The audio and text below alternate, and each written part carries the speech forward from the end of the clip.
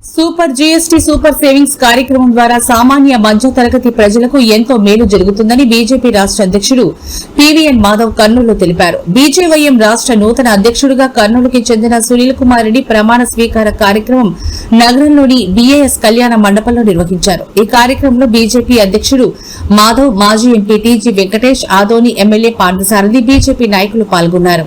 ఈ సందర్భంగా మాధవ్ మాట్లాడుతూ ఈ నెల 16న ప్రధానమంత్రి నరేంద్ర మోదీ కర్నూలు జిల్లా పర్యటనకు వస్తున్నారని ప్రజలు ఘన స్వాగతం పలకాలని కోరారు. మోడీ పర్యటన కలిసికట్టుగా విజయవంతం చేద్దామని మాధవ్ పిలుపునిచ్చారు.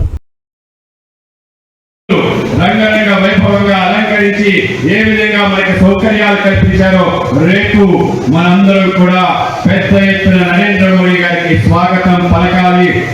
ఏదైతే అక్టోబర్ 16లో ఆయనకి జీవితంలో గుర్తుండిపోయే విధంగా మొత్తం మనందరూ కూడా స్వాగతం పలికే విధంగా మన శ్రేణులందరూ కదలాలని చెప్పి ముందుగా మీ అందరికీ తెలియజేసుకుంటాను.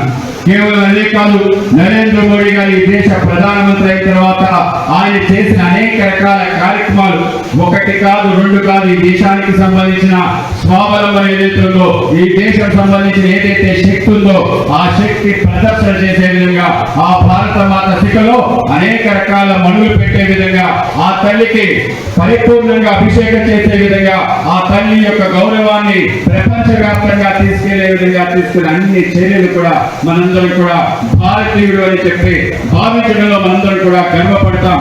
ఇవాళ భారతదేశం సగర్వంగా ప్రపంచంలో నిలబడిందంటే అలాగే వేదిక ముందున్న నాయకులందరికీ కూడా ముందుగా నమస్కారాలు తెలియజేస్తూ మనందరం కూడా ఇవాళ పెద్ద ఎత్తున సంబరాలు చేసుకునే అనేక సందర్భాలు మనకి ఎందుకు అంటే ఈ దేశానికి నరేంద్ర మోడీ గారు ప్రధానిగా ఏ విధంగా పనిచేస్తున్న తీరు, అనేక రకాల కష్టాలు, ఇవాళ యుద్ధ వాతావరణం, ప్రపంచవ్యాప్తంగా అన్ని ధరలు ఆకాశంగా ఏదైతే జీఎస్టీ కొత్త విధానం, సరైన ఆర్థిక విధానం, అలాగే రక్షణ విభాగం, ఆ విధంగా ఈ దేశం శక్తిశాలి దేశంగా, సమృద్ధి దేశంగా నిలబడింది.